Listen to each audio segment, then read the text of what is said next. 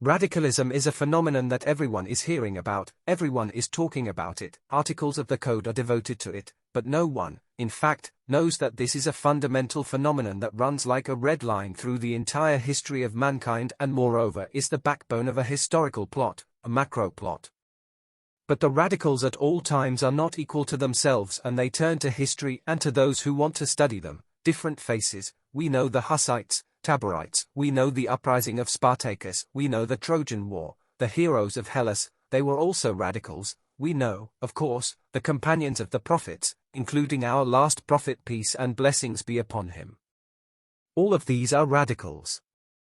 But there were radicals in the 19th century. Auguste Blanqui was a radical, the socialist revolutionaries, the populists were radicals. And they are all different.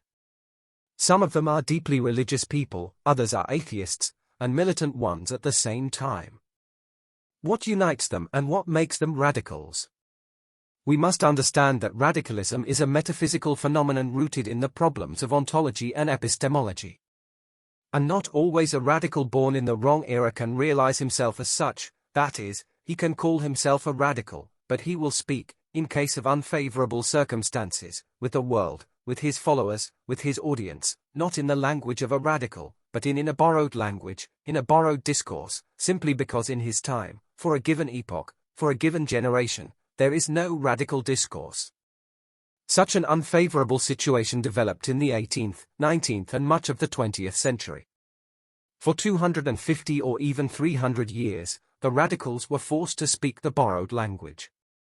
They borrowed the language from the liberals, from the extreme left liberals, but still liberals, because the radical language did not exist. It ceased to exist after the religious wars ended and the religious content of the protest ended. Marx noted that earlier people masked real social and economic relations with religious clothes.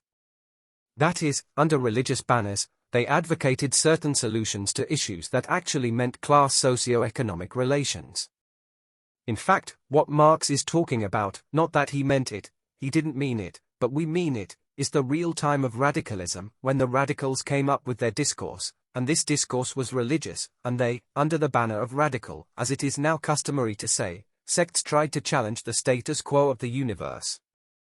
Then, over time, the ground fell from under their feet and they were forced, due to external conditions, to switch to a foreign language, the language of the liberals. There are all sorts of liberals. There are leftists, there are rightists, there are centrists, there are neoliberals, but the essence of liberals is that for a liberal there is one life that passes here, and it is absolutely rooted in material values, in comfort, in hedonism. A liberal may have different approaches, that is, a liberal may believe that working people deserve complete comfort, all blessings, full disclosure of all their human abilities, and such liberals are called leftists. A liberal may believe that only those who deserve it, especially capable, gifted people deserve a wonderful life, then these are classical liberals who make an orientation towards meritocracy. A liberal can think that only the elite race, the master race deserves a good life, then he will be a right-wing liberal, he will be a Nazi, he will be a fascist. But they will all be liberals nonetheless, from the far right to the far left. And the radical is distinguished by a completely different concept of the universe, a completely different worldview, that is, his worldview is not connected with the fact that he wants to improve his life circumstances, not with the fact that he wants to improve the life circumstances of someone else, but he wants to change some fundamental the laws that govern the universe. Because these fundamental laws in his inner experience, in his instinct, do not correspond to the instinct of truth he experiences, they do not correspond to the ideal affirmation that he carries in his heart. It is very difficult to express this. It is difficult to express it because a person is born in certain conditions, he is a passive subject, perceiving the civilizational matrix of his era, his place and time, the chronotope that is imprinted in him. And if he was born in the 19th century, and if, for example, the Darwinian theory of evolution dominates around, and if we talk about things that are not tactile, not material, this means placing himself in the margins, then the radical is forced to tactically orient himself and start speaking in the language of an educated crowd. At the same time, he remains a radical, and then very strange combinations are obtained. Here Lenin was a radical, but he was forced to speak the language of Marxism, and Marx was a liberal. Therefore, Marxism-Leninism appeared.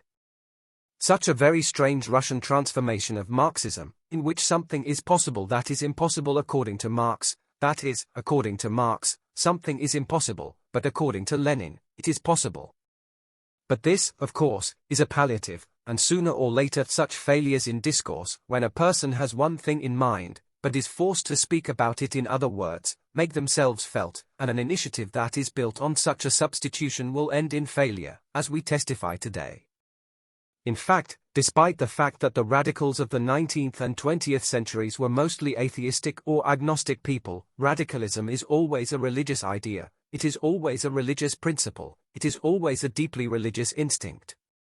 And here I would like to note the following: when I say religious, I mean something fundamentally opposed to traditionalist metaphysics, what is called in the school of big metaphysics cross-cutting, mainstream tradition.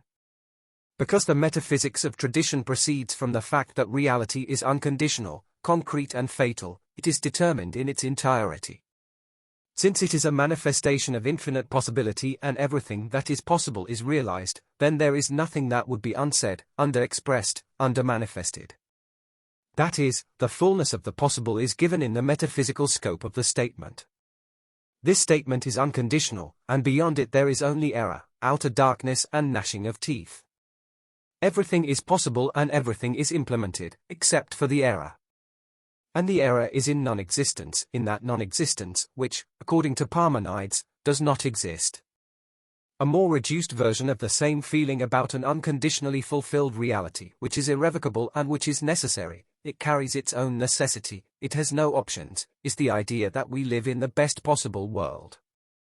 And here you need to understand that this assessment, the best of all possible worlds, indicates an optimum, as it were, of an ethical nature. For example, in Islam there is an attitude that the Almighty created the world in an optimal way, that He means that it is this world that is necessary, He created the necessary world. But nowhere in Revelation is it said that this world is good or the best, the most beautiful. It is necessary. Let me remind you that in the Quran, when the Almighty puts Adam as a viceroy on earth, the angels object, they say, "Why put this one, since he is weak, mischief, blood, all kinds of horrors will come from him? Better put us." And indeed, Allah does not say to the angels, "No, I have created the best possible creature." He says, "I know, but you don't know." That is, He says, in other words, I created the one that I need, I put the one I want to put, although you are right, he is weak and blood, confusion, horrors, crimes will come from him, but this one I need. Therefore, when in the religion of revelation, in the religion of monotheism it is said that this world is unconditionally such as the Creator has in mind, this does not mean what, for example, Leibniz and Kant had in mind, that it is optimal, the best world in the sense of such a blissful positive, that is, that we live in a 6-star hotel and this is our reality, and there is no 7-star hotel, that is, this is not meant in the revelation. The radical feels that this world is pre-programmed with an internal failure, that this world is built on a mistake, and this is the will of the Almighty from the very beginning, to put an error in some fundamental laws that determine the life of the universe. If this were not so, then there would not be a question about the new earth and a new heaven, there would not be a question about the hereafter, there would not be a question about the reality that comes to replace this reality. Because if this world is the best, then nothing can be added to it and, therefore, it is impossible to create any new prolongation of the heavenly or any optimized version. This, by the way, also applies to Western Christian discourse, that is, to those Christian philosophers who speak of the best of all possible worlds. From the point of view of such a conformist contentment with beings, it is impossible to explain the eschatological idea and life of the next century. If this is the best, then, therefore, either this best can be repeated in a different version, but it is not clear why, or they are wrong or not eschatologically oriented. In any case, they are not radicals. The radical knows at the level of cells, at the level of instinct, that this reality is the reality of an aporia. Fundamentally, inside this reality there is injustice, there is a challenge to his instinct, the instinct of some truth, which is deeply rooted in his very heart, in the very depths of his being. And since the metaphysics of tradition says that reality is the realization of the fullness of infinite possibility, a polar alternative to this statement opens up for the radical.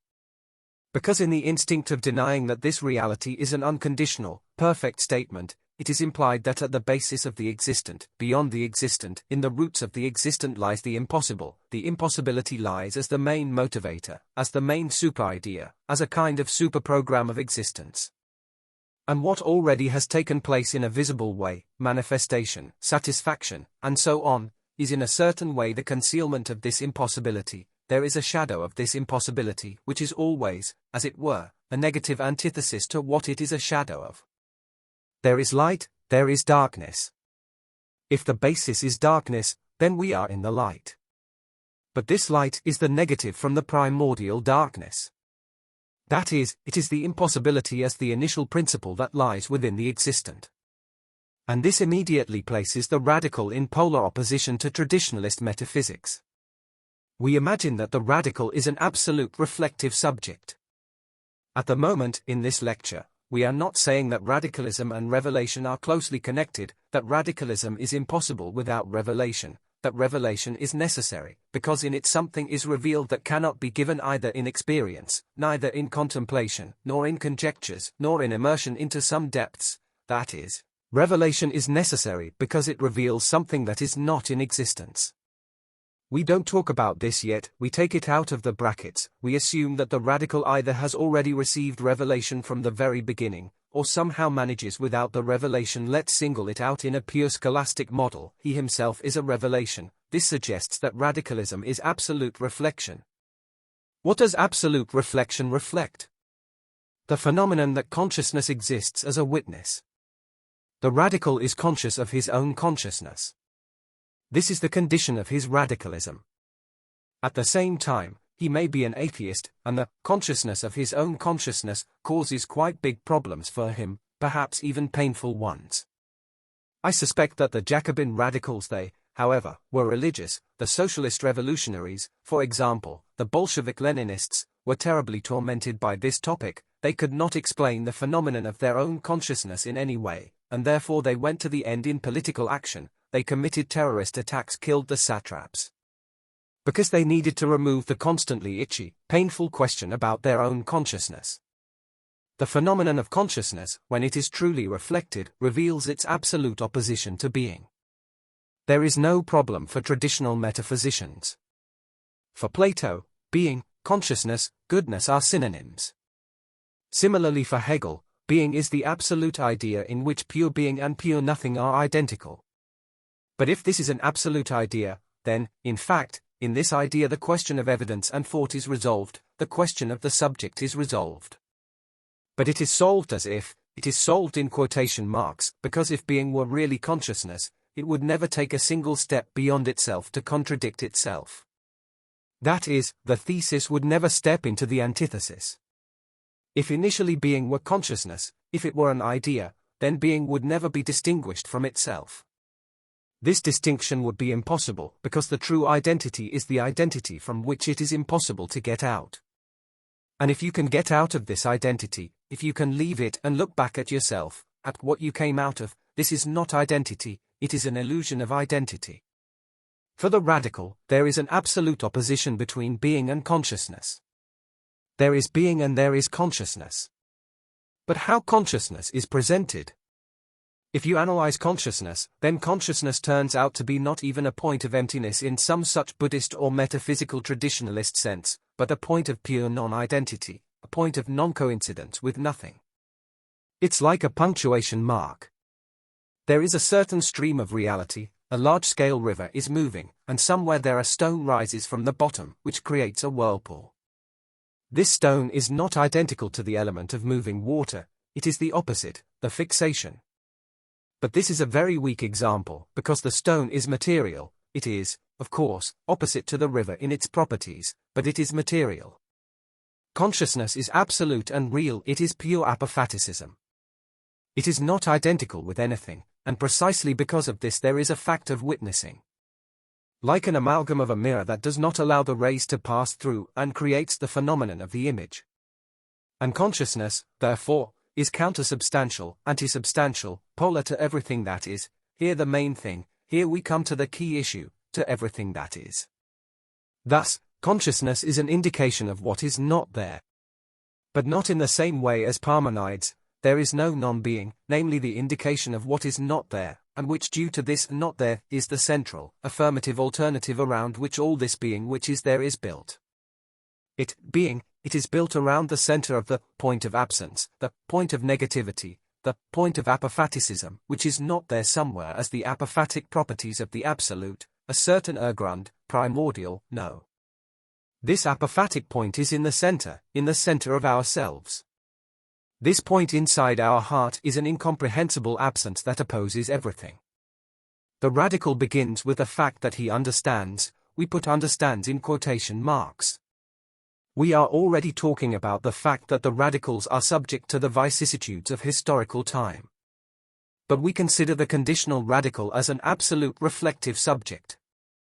And such an ideal, virtual, radical, absolutely reflecting, understands that he begins with a categorical total distinction between being and consciousness. Being is there, consciousness is not.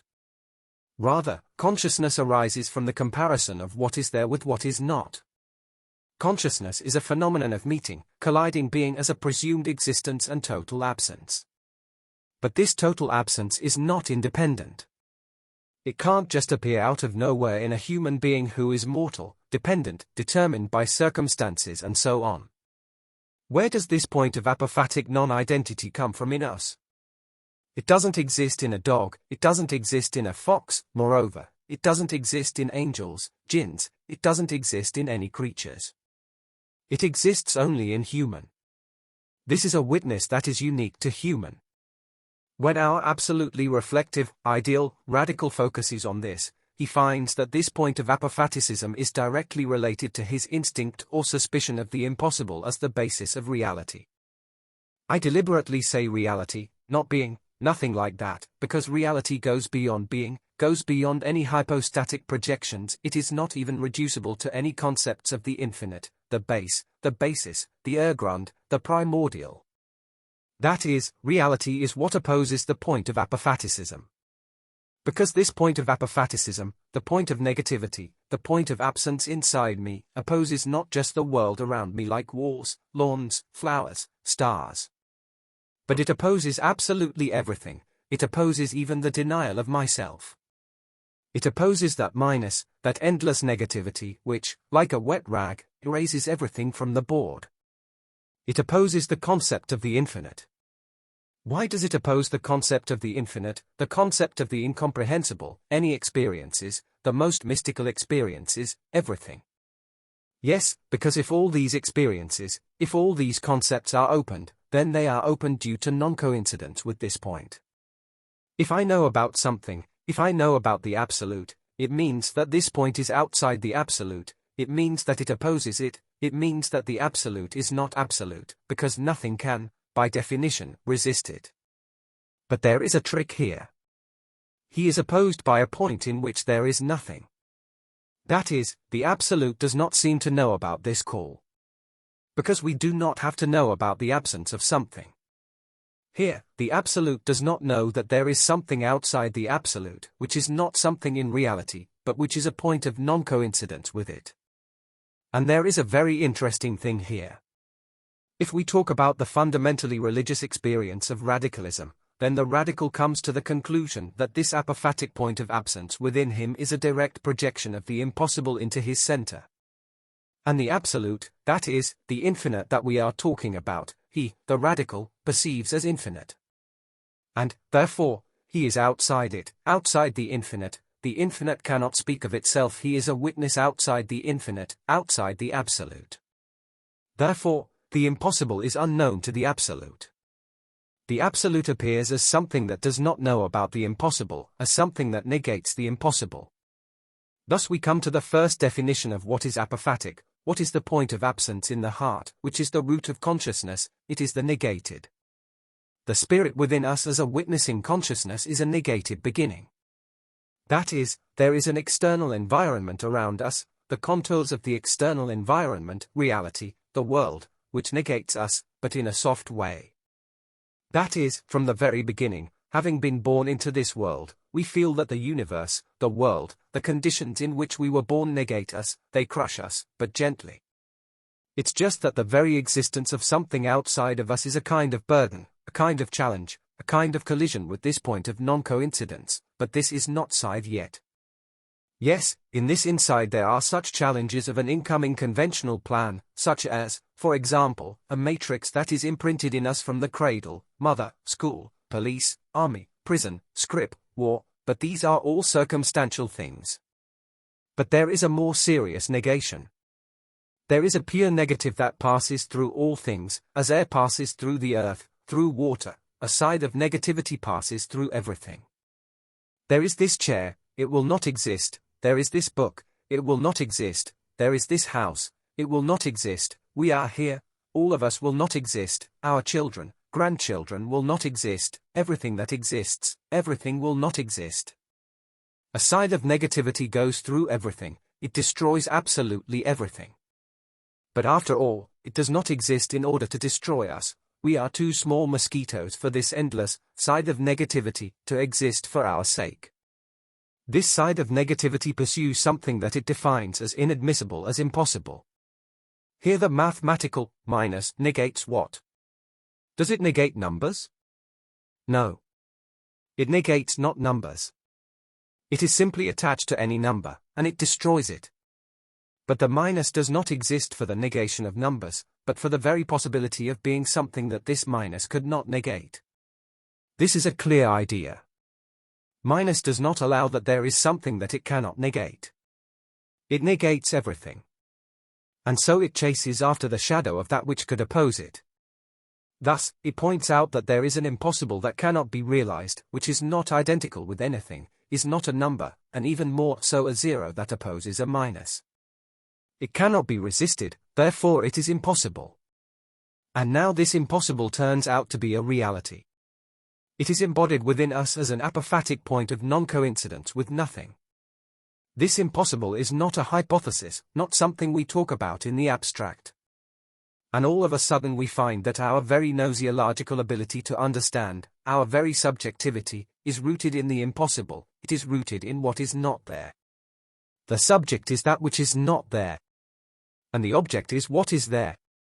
Next to the object is the subject, this is the impossible, but at the same time introduced, like a kind of egg, through the ovipositor of a long, terrible mosquito, which pricked and introduced into existence this egg of the impossible. And here arises the phenomenon of a human being, a subject who, if he comes to absolute reflection, finds himself as a radical. Here it turns out that we are dealing with three options. A human being can realize the presence of a subject in himself as a burden. I realize that I am here and now, John Smith, right here, in this room, among you, and I will no longer be, and I understand that, probably, it's an illusion, it's probably a mistake to understand myself as separate from everything. I'm probably just a midge in a circle of midges, I should probably merge with the whole, I should probably say to myself, you are that, and identify with infinity, in which I, a small speck of dust, become equal and identical to the absolute and disappear into it. This is the path of the traditionalist. This is the path of a metaphysician who strives for a great identification with the fundamental infinity, for a midge, for liberation, for the removal of the illusion of his own separate self. There is the path of the liberal, which we have already talked about. This is a person who simply understands that we sit and we sit well, we drink coffee, we eat deliciously, who will interfere, we will destroy him, and well, if we die then we die, it's better not to think about it. This is the path of the liberal. There is a path of absolute reflection, the path of a radical who understands that this my non-identity, this is the only value, this is the only clue to the truth, which coincides with what does not exist, but inside it there is a load of this explosive will to the obligation. Well, there are just people who are not liberals, not radicals, not traditionalists, but simply the silent majority. They are simply thrown into life that they do not understand. Therefore, there are four corners: traditionalists, that is, royals, clerics, who know that there is a sacred way of identifying the relative and finite with the infinite and absolute. There are liberals who have crawled out in the last 300 years and occupied all the seats, formed a facade, impudent hedonistic guise. there are radicals who are against it, and there is the silent majority, the masses for which all the other three clubs are fighting. Now it turns out that until now the radicals haven't had their own ideology. There are radicals, but they have no discourse. Recently it was Marxism. Imperfect. But Che Guevara, the Red Brigades, and the Baader-Meinhof group were forced to speak the language of the left. That is, to pester judges, police chiefs, bankers, not because they represent a system, embody a metaphysical evil, but because they are the bourgeoisie, mistreat workers, social subsidies and pensions are not paid well enough, in general, to talk nonsense. But at the same time they feel they are radical and shoot really all sorts of policemen, judges, magistrates. And they say all sorts of nonsense to justify all this. And if you go further, you read populists, socialist revolutionaries, complete nonsense. But at the same time people are radical. It turns out that there is no ideology. And recently, a demand for political Islam has arisen and is being formed. And we have been hearing about political Islam for a long time. We hear about the Ikhwans, we hear about the Salafis. But when we come closer and begin to study the question of political Islam, we find that it is political in quotation marks. Because the Ikhwans understand politics as simply participation in the Western electoral process, parties of all kinds, voting, all sorts of nonsense. Even they do not have the idea of a new type of party, like Comrade Lenin. If we take the Salafis, then they are not in this line at all. Their task is to be pleasing to the Almighty on the path of self-sacrifice. This is very worthy, the greatest, the most beautiful thing that can be. But the Almighty ordered us to fight for power in spite of the real structure of the being that He created. He created and offered us Genesis as an obstacle course and invited us to go through it and be victorious in the end. And people say, no, I'd rather become a martyr and an inhabitant of the Gardens of Eden now, and you guys stay here, because I don't have time with you. This is wrong, this is desertion, this is not political Islam. Political Islam must know, first, what is reality, second, what is thought, third, how human society is organized, fourthly, what is power, fifthly, what does he himself want, sixthly, what awaits him after the victory, that is, the hereafter. Of course, he cannot know everything in detail, because God knows, only the Almighty knows the true, but he must reflect in his soul, as in a mirror, the conceptual predestination that was really created for him to carry it, to perceive it, to express it, because that without this, the Almighty would not have appointed him viceroy. And after all, the fact is that Muslims read the Quran, and it is written there that Allah taught Adam the names, and then he set him up and began to ask the angels, and the angels whom he did not teach the names said, we do not know, Lord. And Adam, who was previously taught, answered all questions. And so, these people read the Quran and after that they say, why do we need philosophy, why do we need this, that, the third, the 10th, this interferes with Iman. That is, they do not want to understand what is written to them, they simply do not want to accept a specific indication that a person is an intellectual viceroy who is obliged to reflect in his reflective process, at least to some extent, the providential thought of the Lord, the providential intention. He is obliged to reflect this is his main duty. Know and serve. By the way, Muslims always translate ibadat as worship. There is no such word as worship. Worship is sajda. The Arabic word sajda has a clear semantic meaning, worship, this is worship. Ibadah, associated with the root abed, is service, not worship. Abdallah are slaves, servants of God, not worshippers. So there is a change here. God says that we created humans and jinn only to serve us, abad. That is, he says that they should serve, not worship us, as it is translated, but serve us. What is service? Service is the realization of divine providence. Because God in another place says, we have not created anything in vain. Since have not created anything in vain, then this has a purpose, a person has a purpose to serve in accordance with a certain plan. A radical is one who must serve in accordance with a certain plan, which is revealed precisely in him. That is, what I was talking about in the preamble, a collision with yourself as a point of apophaticism, which is a direct manifestation of the impossible, which, in turn, is negated, revealed by the endless action of pure minus, pure negative.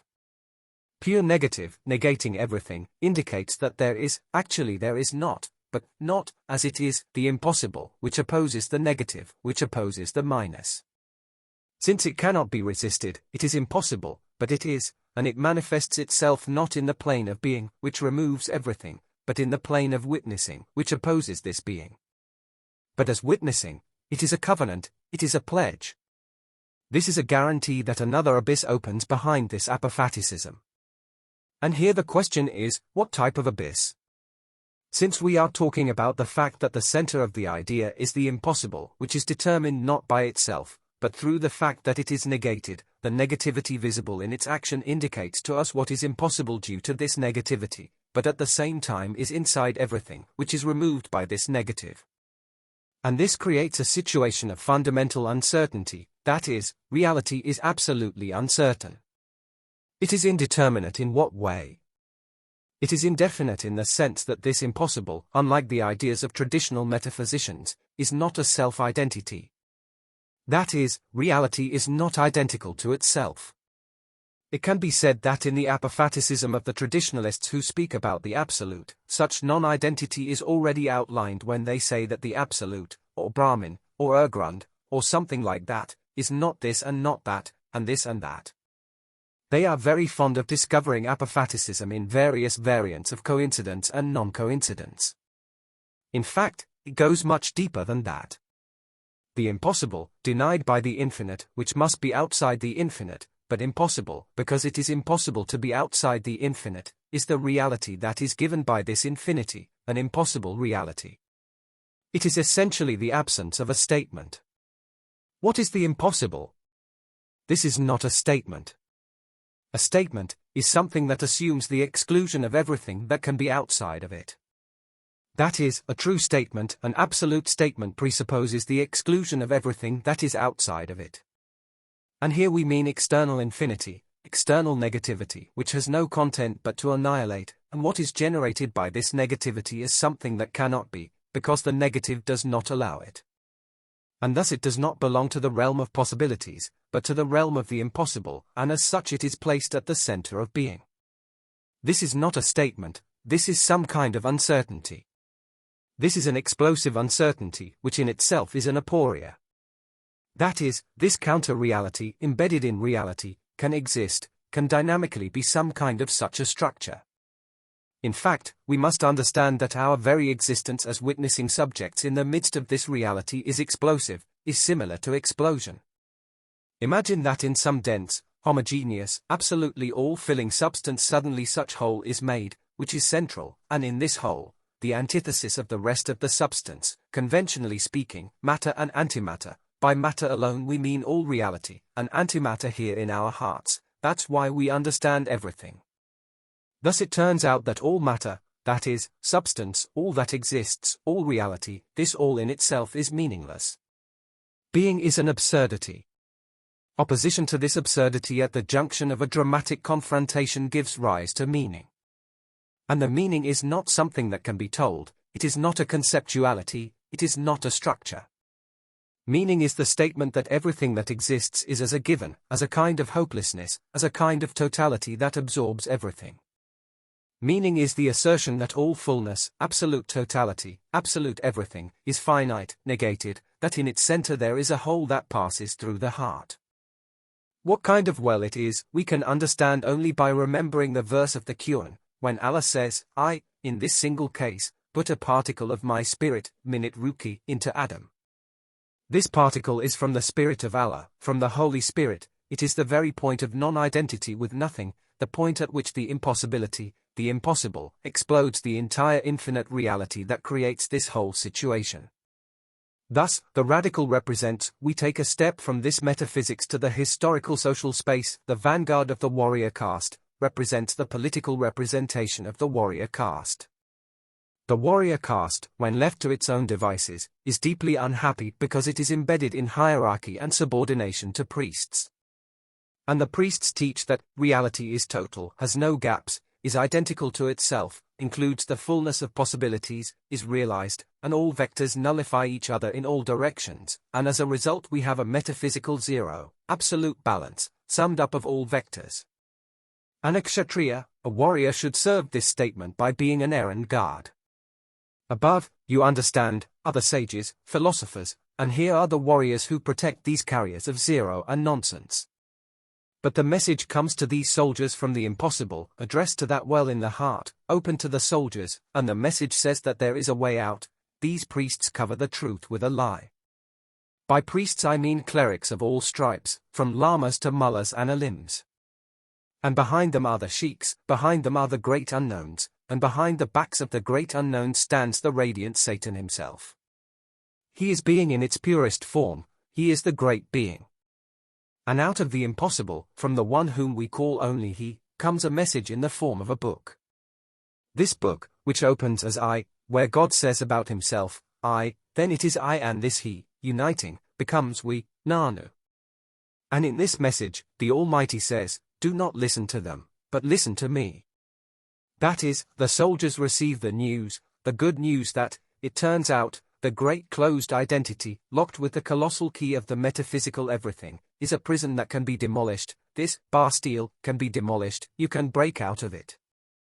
It is possible to break out of it, because there is a fundamental initial uncertainty which is fraught with future statement, the statement of the future age.